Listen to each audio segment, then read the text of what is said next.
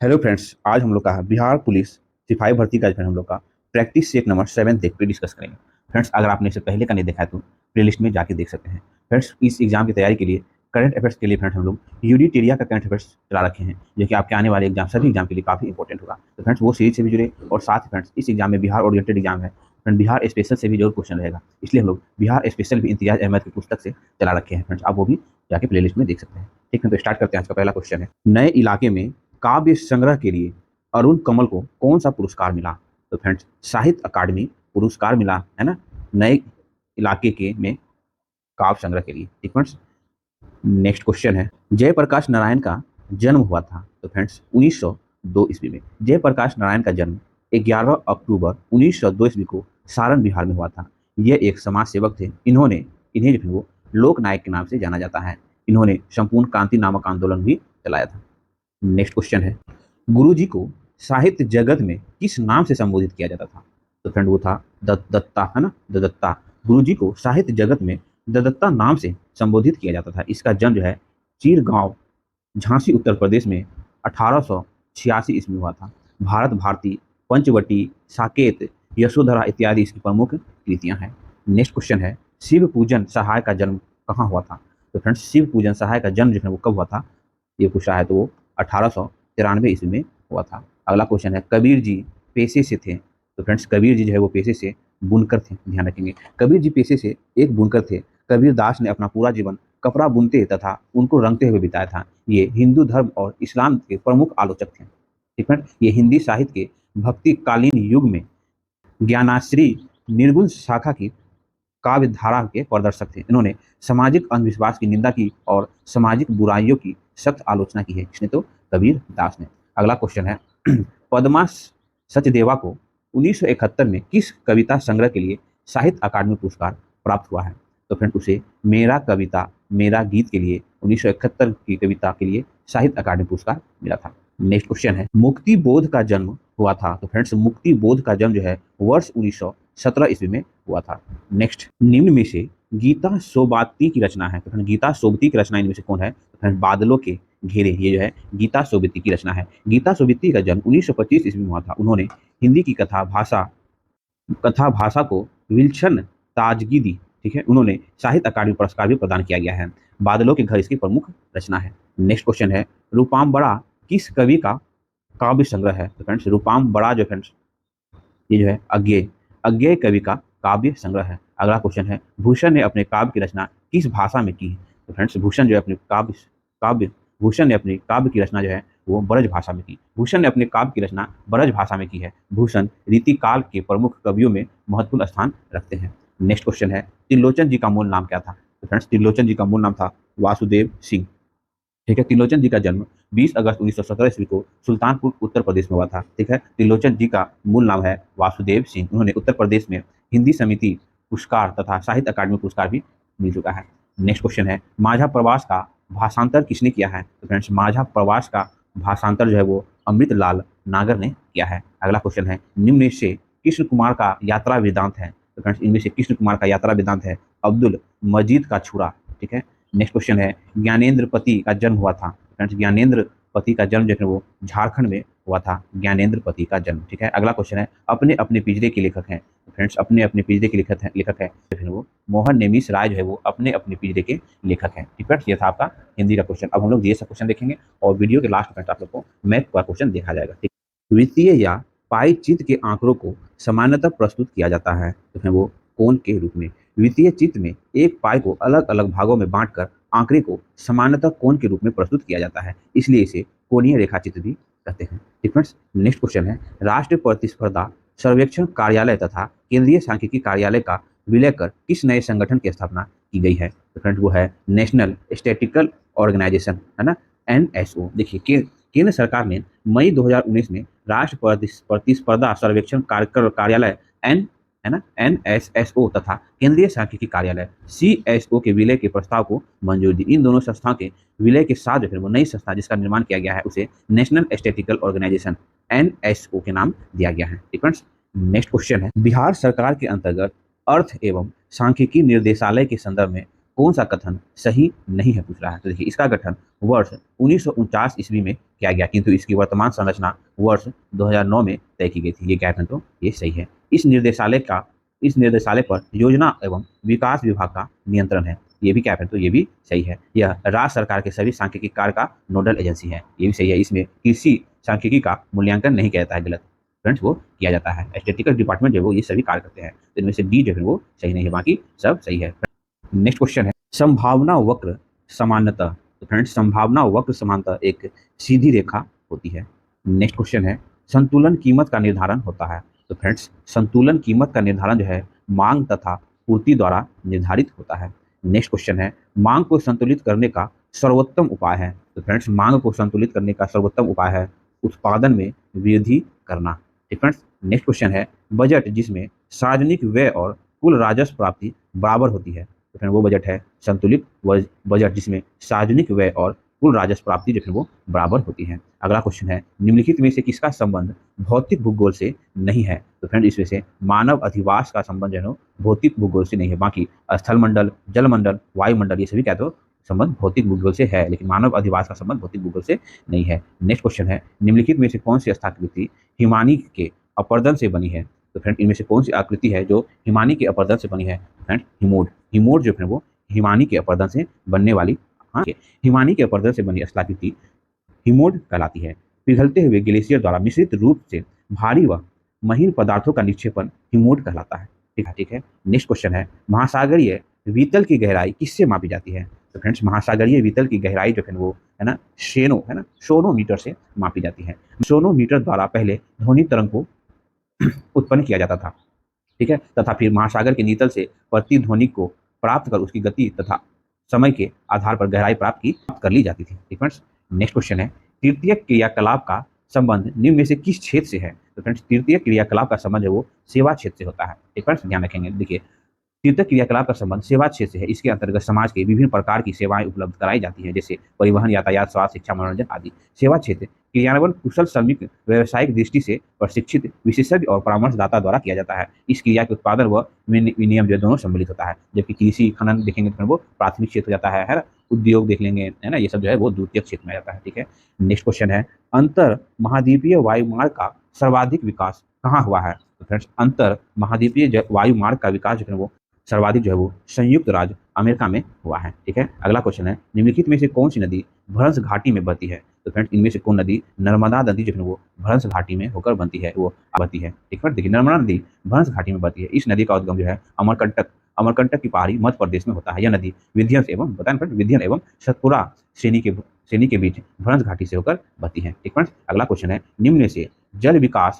जल निम्नलिखित में से जल किस प्रकार का संसाधन है। तो फ्रेंड्स जल जो है वो चक्रीय संसाधन है ना, जल है वो चक्रीय संसाधन प्रकार का संसाधन है। ठीक है। नेक्स्ट क्वेश्चन है जनसंख्या वितरण में निम्न में से किसको उपलब्धता प्रमुख भूमिका निभाती है। जनसंख्या वितरण में निम्न में से किसकी उपलब्धता जो है प्रमुख भूमिका निभाती है। तो फ्रेंड्स ये सभी हो जाएगा। देखिए ऊंचा वक्ष हो जाएगा, जलवायु हो जाएगा, जल उपयुक्त सभी जो है वो जनसंख्या वितरण में है ना प्रमुख भूमिका निभाती है। फिर देखिए जैसे गंगा के उत्तरी मैदानी भाग देखिए यहाँ पे काफी जनसंख्या है ना, तो यह जल की उपलब्धता के कारण है ये भी है। और पहाड़ी एरिया में देखेंगे ना जनसंख्या घनत्व कम होता है ना, तो जनसंख्या घन वितरण में जो है प्रमुख भूमिका निभाता है ऊंचा वक्ष है ना, समतल मैदान है ना, जल और जलवायु है ना। अत्यधिक कठोर अत्यधिक ठंडी वाले एरिया में लोग कम रहते हैं, अत्यधिक गर्मी वाले एरिया में लोग कम रहा जाता है ना, तो इसी के बारे में करा है। ठीक है, ध्यान रखेंगे।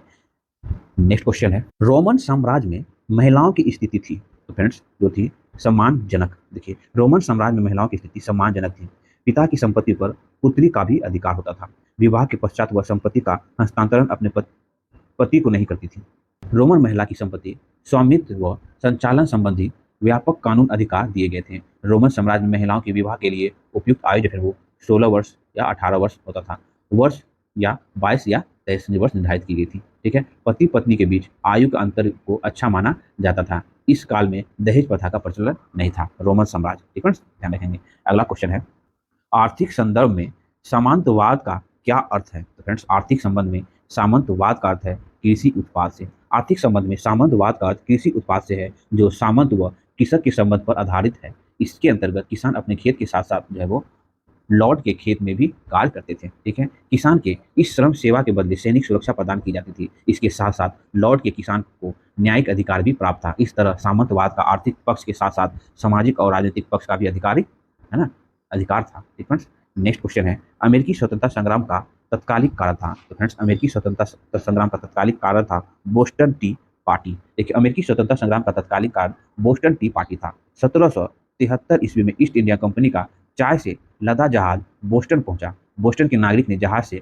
चाय की पेटियों को समुद्र में फेंक दिया। इस घटना को बोस्टन टी पार्टी नाम से जाना जाता है। इस घटना का नायक जो है सैमुअल एडम्स था। अमेरिका को पूर्व स्वतंत्रता जो है वो 4 जुलाई, ठीक है, 1776 ईस्वी में मिली तथा जॉर्ज वाशिंगटन जो है अमेरिका के प्रथम राष्ट्रपति बने थे। ठीक है, अगला क्वेश्चन है फांसीवाद का उदय सर्वप्रथम कहाँ हुआ था। तो फ्रेंड्स, फांसीवाद का उदय सर्वप्रथम इटली में हुआ था। फांसीवाद का उदय सर्वप्रथम इटली में हुआ था। इसका जन्मदाता जो है वो बेनिटो मुसोलिनी को जाता है। प्रथम विश्व युद्ध के बाद इटली की मित्र राष्ट्र से असंतुष्ट व युद्ध के पश्चात उत्पन्न अराजक स्थिति को सुधारने के लिए मुसोलिनो ने पूर्व सैनिकों की मदद से संगठन बनाया जिसे फासिस्ट कहा गया। फांसीवाद दल ने स्वयंसेवक काली कमीज पहनते थे। फांसीवादी राष्ट्रवाद का समर्थन करते थे। इटली में फांसीवाद का अंत जो है वो 28 अप्रैल 1945 ईस्वी में हुआ। फ्रेंड्स, ध्यान रखेंगे तो पॉइंट। अगला क्वेश्चन है उपनिवेशों की स्थापना में किसने महत्वपूर्ण भूमिका निभाई।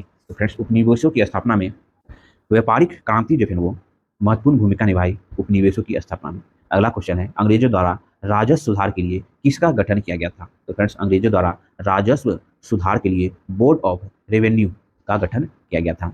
अगला क्वेश्चन है 1857 ईस्वी के विद्रोह को इतिहासकारों ने क्या संज्ञा दी है। तो फिर उसे राष्ट्रवादी आंदोलन की संज्ञा दी है। और 1857 क्रांति के इतिहासकार लेखक जो है M.N. सेन जो है वो सरकारी इतिहासकार है, ये आप ध्यान रखेंगे। अगला क्वेश्चन है असहयोग आंदोलन की शुरुआत कब हुई। तो फ्रेंड्स, असहयोग आंदोलन की शुरुआत जो है वो अगस्त 1920 ईस्वी में हुई थी। असहयोग आंदोलन की शुरुआत। अगला क्वेश्चन है संप्रभुता राज का वह गुण है जिसके कारण वह अपनी इच्छा के अलावा किसी दूसरे इच्छा या बाहरी शक्ति के आदेश से बंधे नहीं है। यह परिभाषा किसने प्रस्तुत की है। तो यह परिभाषा जो है जेली नेक ने प्रस्तुत की है। फ्रेंड्स, नेक्स्ट क्वेश्चन है राज के विकासवादी सिद्धांत के आर्थिक गतिविधियों के अंतर्गत कितनी आर्थिक अवधारणा की चर्चा की है। तो फ्रेंड्स, हो जाएगा उपयुक्त ये सभी, है ना। देखिए, राज के विकासवादी सिद्धांत की आर्थिक गतिविधि के अंतर्गत कितनी आर्थिक अवस्थाएं की चर्चा है। तो ये सभी आखेटक, पशुपालन अवस्था, कृषि अवस्था, औद्योगिक अवस्था, ये सभी जो है वो राज के विकासवादी सिद्धांत के आर्थिक गतिविधि के अंतर्गत आर्थिक क्या तो आवश्यकताएं हैं। नेक्स्ट क्वेश्चन है संप्रभुता को राज द्वारा किस रूप में अंगीकार किया गया है। तो फिर वो प्रमुख क्षेत्र के रूप में राज संप्रभुता राज का आवश्यक तत्व, इसके अभाव में राज की कल्पना भी नहीं की जा सकती है। राज इसी लक्षण के कारण जो है वो आंतरिक रूप से जो है सर्वोच्च एवं बाह्य दृष्टि से स्वतंत्र होता है। राज के 4 आवश्यक तत्व में संप्रभुता को राज का आध्यात्मिक आधार माना जाता है। फ्रेंड्स, नेक्स्ट क्वेश्चन है निम्न में से कौन आधुनिक राजनीतिक विज्ञान की विशेषताएं नहीं है। तो फ्रेंड्स, आदर्शों का अध्ययन एवं दर्शन शास्त्र में घनिष्ठता जो है वो आधुनिक राजनीतिक विज्ञान की विशेषता नहीं है। बाकी ये सभी है अनुभवनात्मक व अर्थवादी दृष्टिकोण अपनाने पर जोर। ठीक है, राजनीतिक संस्थाओं का अध्ययन अनुसंधान के लिए जाना। ठीक है, राजनीतिक विज्ञान इकाई में मानव को चुनना, ये सभी। ठीक है, अगला क्वेश्चन है राज की उत्पत्ति के किस सिद्धांत को होम्स, लॉक और रूसो ने प्रतिपादित किया है। तो फिर वो राज के सामाजिक समझौते के सिद्धांत को हॉक्स, लॉक और रूसो ने प्रतिपादित किया है। अगला क्वेश्चन है फ्रेंड्स निम्नलिखित में से किस आधार के अनुसार संप्रभुता केवल राज में नहीं रहती, ठीक है, बल्कि इसका निवास समाज में विद्यमान अनेक प्रकार के राजनीतिक, आर्थिक और सांस्कृतिक, सामाजिक, आर्थिक संस्थाओं में भी होती है। तो फ्रेंड्स, तो फिर वो है बहुलवादी धारणा। ठीक है, ध्यान रखेंगे। नेक्स्ट क्वेश्चन है भारतीय संविधान के किस प्रकार की संघीय व्यवस्था का प्रावधान है। तो फ्रेंड, भारतीय संविधान में जो एकात्मक लक्षणों सहित संघात्मक शासन। देखिए, भारतीय संविधान की प्रथम अनुसूची के अनुसार इंडिया अर्थात भारत राज्यों का एक संघ होगा। इस प्रकार भारत में जो है वो संघात्मक शासन की स्थापना की गई है और इसमें संघात्मक शासन के सभी लक्षण विद्यमान है। भारतीय संविधान के में जो है वो शासन शक्ति एक स्थान पर केंद्रित न करके केंद्र एवं राज्य सरकार में विभाजित कर दिए गए हैं। इस प्रकार जो है वो भारतीय संविधान में संघात्मक शासन व्यवस्था का प्रावधान है। फ्रेंड्स, नेक्स्ट क्वेश्चन है निम्नलिखित में से कौन व्युत्पन्न मात्रक है। तो फ्रेंड, इनमें से न्यूटन जो है वो व्युत्पन्न मात्रक है। न्यूटन जो है वो बल का मात्रक होता है। बल बराबर होता है मास इंटू एक्सेलरेशन, मतलब द्रव्यमान इंटू त्वरण। ठीक है, नेक्स्ट क्वेश्चन है आधुनिक परमाणु भार किस परमाणु पर आधारित है? तो फ्रेंड्स आधुनिक परमाणु भार जो है वो सी है ना, C12 पर आधारित है। आधुनिक परमाणु भार कार्बन C12 पर आधारित है। परमाणु भारत की आधुनिक परिभाषा से किसी तत्व का परमाणु द्रव्यमान वह संख्या है जो यह प्रदर्शित करता है कि तत्व का एक परमाणु क्रमांक 12 के परमाणु के 12वें भाग द्रव्यमान है, अर्थात ठीक है, ध्यान रखेंगे।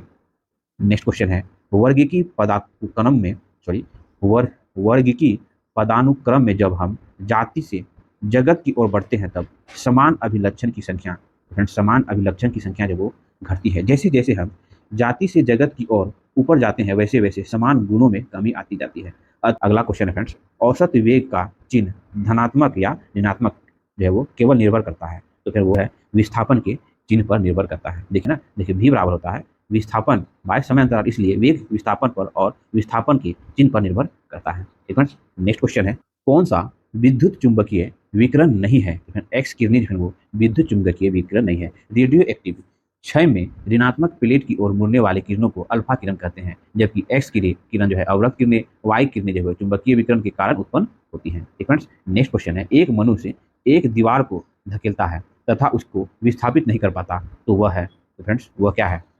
कोई कार्य नहीं कर रहा है। ठीक है, नेक्स्ट क्वेश्चन है पूर्व केंद्रीय कोशिका में नहीं पाया जाता है। तो पूर्व केंद्रीय कोशिका में नहीं पाया जाता है, वो है माइटोकॉन्ड्रिया। है ना, ध्यान रखेंगे। देखिए पूर्व केंद्रीय कोशिका में माइटोकॉन्ड्रिया नहीं पाया जाता है। यह कोशिकाओं के कोशिका प्रत्यय में राइबोसोम के अतिरिक्त कोई कोशिकांग नहीं पाए जाते हैं। ठीक है, अगला क्वेश्चन है गैस सघन होती है। तो फ्रेंड्स गैस जो है उच्च ताप पर जो है वो गैस सघन होती है। अगला क्वेश्चन है काली त्वचा वाला व्यक्ति श्वेत त्वचा वाले व्यक्ति की अपेक्षा अनुभव करता है, तो क्या अनुभव करता है? अधिक गर्मी व अधिक ठंडक को अनुभव करता है। देखिए इसका कारण यह है कि काली त्वचा ऊष्मा को सुचालक होता है। ठीक है, काली त्वचा जो है ऊष्मा का सुचालक होती है जो गर्मी पड़ने तथा सर्दी है ना ठंडा पड़ने पर अत्यधिक ऊष्मा का अवशोषित करती है। ठीक है, इसलिए में से कौन सा लेंथेनाइट नहीं है? तो फ्रेंड लेंथेनाइट इनमें से कौन सा नहीं है? तो La है ना।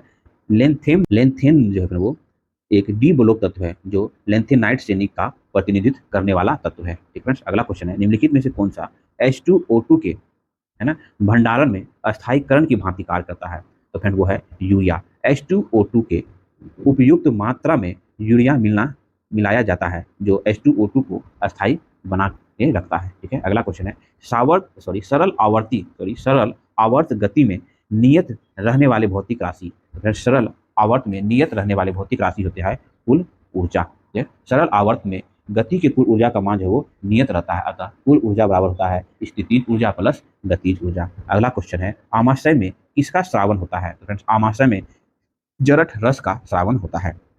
ठीक है, आमाशय की बहुकोशिकीय जरठ ग्रंथियां से जरठ रस का स्रावन होता है। मनुष्य में लगभग 3.5 करोड़ जरठ ग्रंथियां पाई जाती हैं। अगला क्वेश्चन है किसी प्रत्यावर्ती परिपथ में शक्ति गुणांक अधिकतम होता है जब परिपथ जो है वो केवल प्रतिरोध युक्त हो। ठीक है, ठीक है, नेक्स्ट क्वेश्चन है सोडियम क्लोराइड में निम्नलिखित में से कौन सी अशुद्धियां पाई जाती है? तो फिर वो उपयुक्त सभी। सोडियम क्लोराइड में जो है मैग्नीशियम क्लोराइड, कैल्शियम क्लोराइड और सोडियम सल्फेट ये सभी अशुद्धियां पाई जाती है। अगला क्वेश्चन है निम्नलिखित में से कौन सा अयस्क जो है फेन प्लवन विधि द्वारा सांद्रित किया जाता है? तो फ्रेंड्स वो है एस्फेले है ना, एस्फेले लाइट राइट। ठीक है, अगला क्वेश्चन है 84PO 218 नाभिक में इलेक्ट्रॉन की संख्या। तो इनमें इलेक्ट्रॉन की संख्या जो 134 होगी, है ना। देखिए ये क्या होता है, ये द्रव्यमान संख्या, ये प्रोटॉन की संख्या निकालना है, न्यूट्रॉन की संख्या। तो फ्रेंड क्या आपको पता है प्रोटॉन की संख्या इक्वल टू न्यूट्रॉन की संख्या बराबर क्या होता है? द्रव्यमान संख्या। द्रव्यमान संख्या 218। ठीक है, उसके बाद ये हो जाएगा प्रोटॉन की संख्या कितना दिया हुआ है 84 और प्लस होता है न्यूट्रॉन की संख्या जो कि नहीं दिया हुआ है। तो फ्रेंड एन का वैल्यू निकालेंगे कितना हो जाएगा? तो 134 हो जाएगा ना। ठीक है, नेक्स्ट क्वेश्चन है वायुमंडल का वह क्षेत्र जिसमें मुक्त इलेक्ट्रॉन के आयन होते हैं कहलाते हैं। तो फिर वो कहलाते हैं आयन मंडल। आयन मंडल में मुक्त इलेक्ट्रॉन तथा आयन पाए जाते हैं। ठीक है, आयन मंडल समझ रहे हैं फ्रेंड, है ना। क्षोभ मंडल, आयन मंडल, मंद मंडल, बहिर्मंडल, है ना, उसी पालन कर रहा है। ठीक है,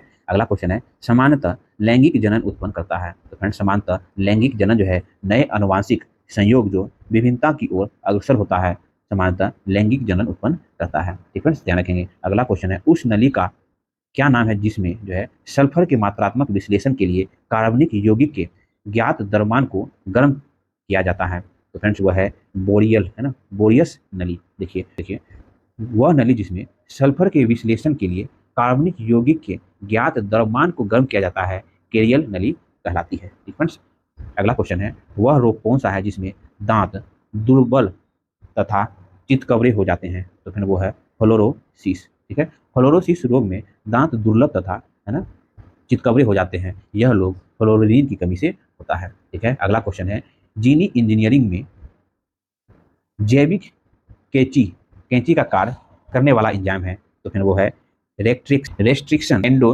न्यूक्लिएज।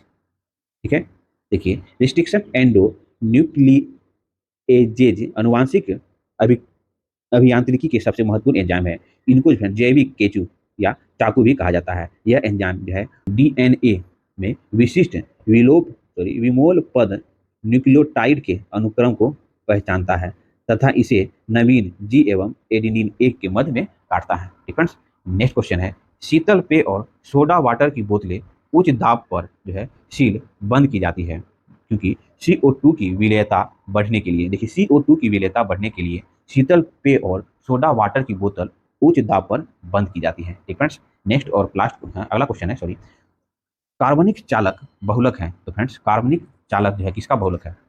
तो फिर वो है उपयुक्त सभी का, पील, है ना, पॉली एनिलीन का, पॉली राई रोम का, पॉलीथायोफीन का, उपयुक्त सभी का जो है वो कार्बनिक चालक बहुलक है। ठीक है, अगला क्वेश्चन है फ्रेंड्स, काजीरंगा उद्यान भारत के किस राज्य में स्थित है? तो फिर वो असम, है ना, काजीरंगा राष्ट्रीय उद्यान असम में स्थित है। इसकी स्थापना जो है वो 1974 ईस्वी में की गई थी। ठीक फ्रेंड्स, हम लोग मैथ का क्वेश्चन का आंसर बता दे रहे हैं, आप लोग सॉल्व करें। 31 का आंसर होगा फ्रेंड्स ऑप्शन बी 30। ठीक है, और उसके बाद 32 का आंसर होगा फ्रेंड्स ऑप्शन डी। ठीक है, उसके बाद 33 का आंसर होगा फ्रेंड्स ऑप्शन सी। ठीक है, 28। उसके बाद 34 का आंसर है ऑप्शन नंबर बी। ठीक है, आप लोग सॉल्व करने का जरूर प्रयास करेंगे फ्रेंड्स, है ना। उसके बाद 35 का आंसर है फ्रेंड्स, 35 का आंसर है ऑप्शन बी। ठीक है, उसके बाद 36, है ना, 36 का आंसर है ऑप्शन नंबर बी। ठीक है, उसके बाद 37 का आंसर है फ्रेंड्स, 37 का आंसर है ऑप्शन सी। ठीक है, उसके बाद 38 का आंसर है ऑप्शन डी, 38 का ऑप्शन डी होगा। ठीक है, 39 का आंसर फ्रेंड्स ऑप्शन बी। ठीक है, उसके बाद 40 का आंसर रहेगा फ्रेंड ऑप्शन डी। ठीक है, उसके बाद 41 का आंसर है फ्रेंड्स ऑप्शन डी, इनमें से कोई नहीं। ठीक है, 42 का आंसर हो जाएगा फ्रेंड्स आपको ऑप्शन नंबर ए। ठीक है, 43 का आंसर हो जाएगा फ्रेंड आपको ऑप्शन नंबर बी। ठीक है, 44 का आंसर हो जाएगा फ्रेंड्स ऑप्शन ए, है ना, 1/5। ठीक है, उसके बाद 45 का आंसर हो जाएगा फ्रेंड्स, है ना, 45 का आंसर हो जाएगा आपको ऑप्शन सी। ठीक है, तो आज हम लोग का बिहार पुलिस का फ्रेंड्स 7वां स्टेट प्रैक्टिस में हम लोगों ने डिस्कस करने का प्रयास किया। अगर फ्रेंड्स आपने इससे पहले का नहीं देखा तो प्लेलिस्ट में जाके देख सकते हैं। ठीक है, तो थैंक यू फॉर वॉचिंग। अगर मेरा प्रयास आपको अच्छा लगता हो तो इस चैनल को लाइक करें, सब्सक्राइब करें, अपने साथ शेयर करें। मिलते हैं फिर नेक्स्ट वीडियो में।